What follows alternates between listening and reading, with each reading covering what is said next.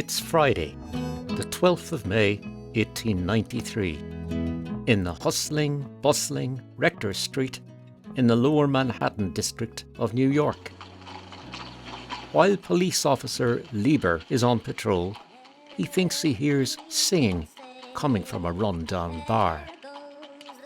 Convinced that the voice was that of a very young girl, he thought that this was surely illegal. So he decided to have a word with the bar owner.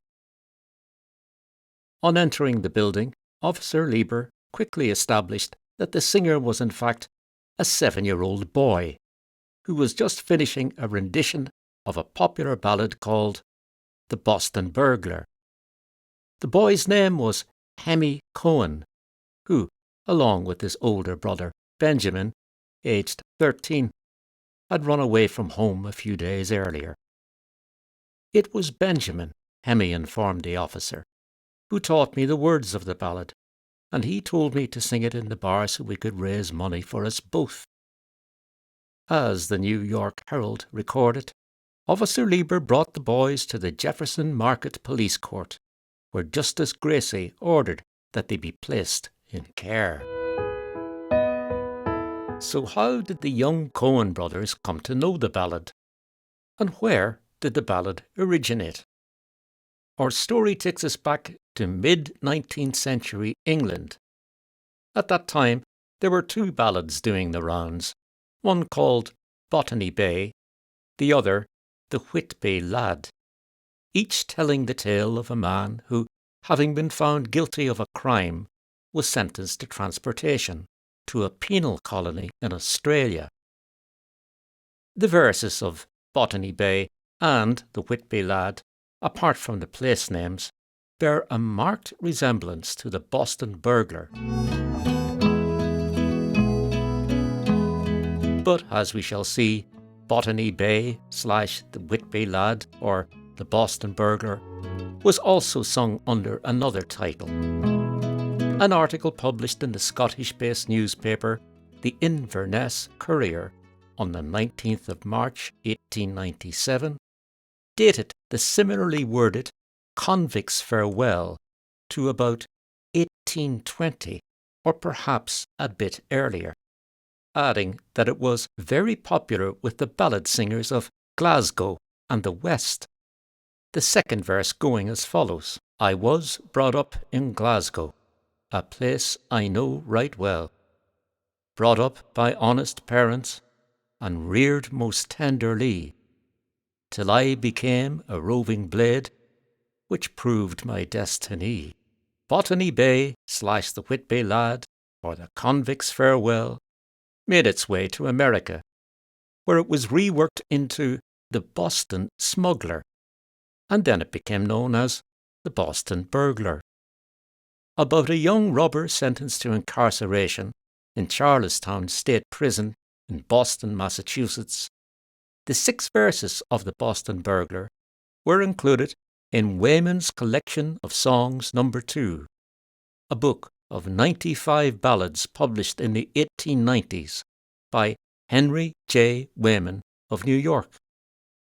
Though Wayman claimed that it was copyrighted by him in 1881 and was composed and sung by R. Cook, authorship of the ballad, which was well known in and around New York State, would later be attributed to another writer. On the 20th of August, 1905, the front page of the New York Sun carried a fascinating report about life inside Charlestown State Prison.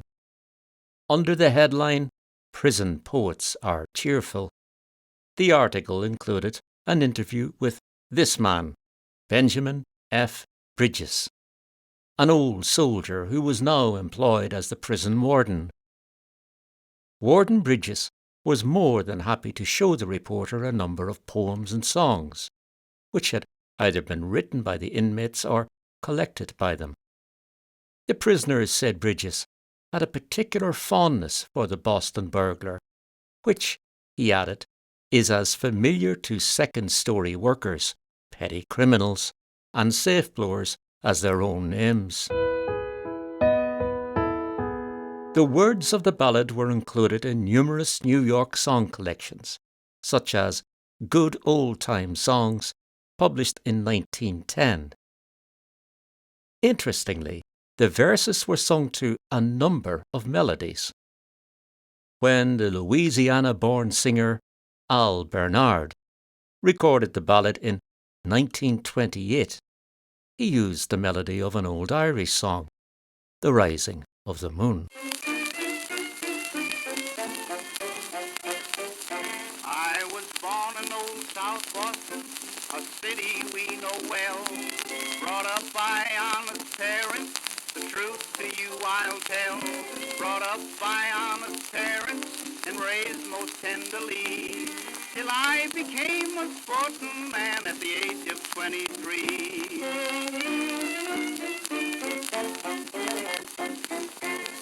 3 years earlier, in 1925, the Texan-born country singer Vernon Dalhart recorded the Boston Burglar for the Brunswick label. Let's have a listen to Dalhart, who accompanies himself on harmonica and guitar.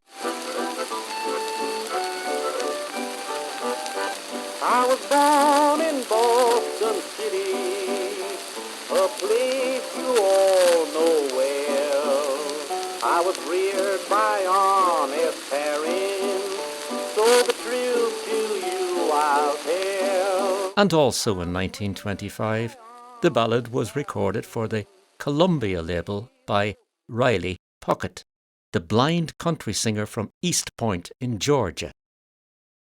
If we have a listen to this version, we hear that the melody used by Puckett is quite similar to that which would be popularised by singers in Ireland in the 1940s and in the 1960s. Way goes the Boston burglar, chains he will be bound.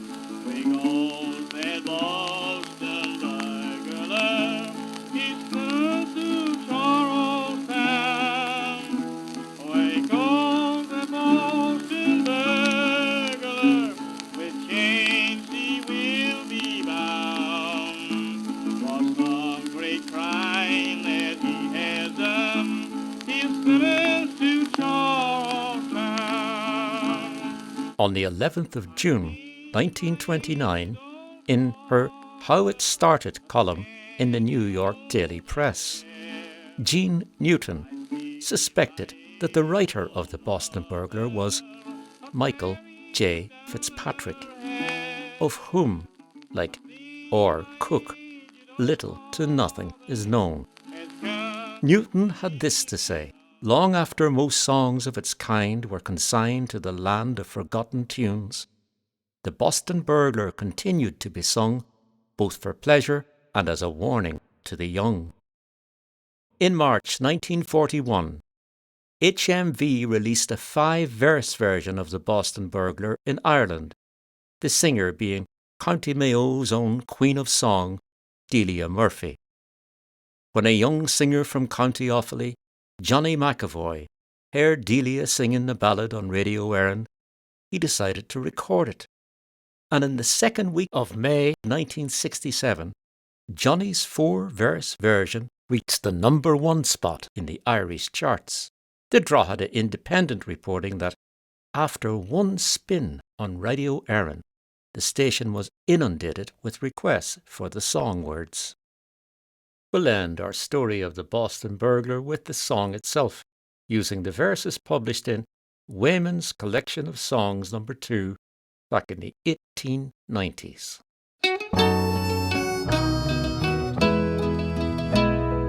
I was born in Boston, a city you all know well, brought up by honest parents, the truth to you I'll tell, brought up by honest parents and raised most tenderly, till I became a sporting man at the age of 23.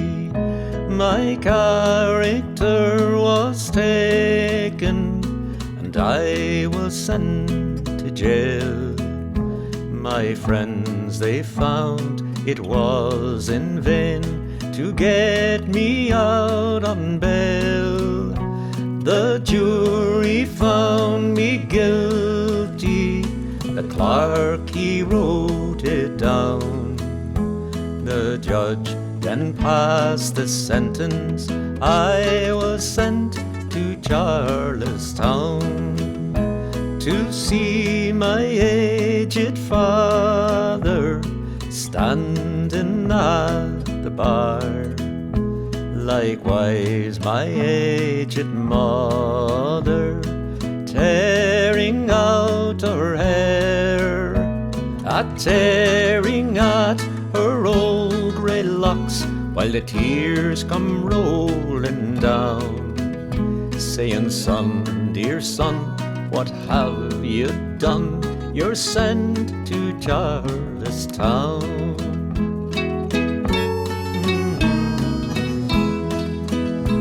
I was put on board an eastbound train that cold December day, and every station that we passed I heard the people say, there goes the Boston burglar, in strong chains he is bound.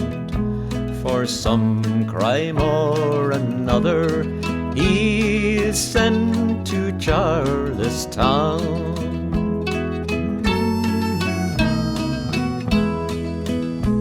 Now you who have your liberty, pray keep it if you can, and don't go round the streets at night to break the laws of man. For if you do, you'll surely rue and find yourself like me, serving 21 years in a penitentiary, serving 21 years in a penitentiary.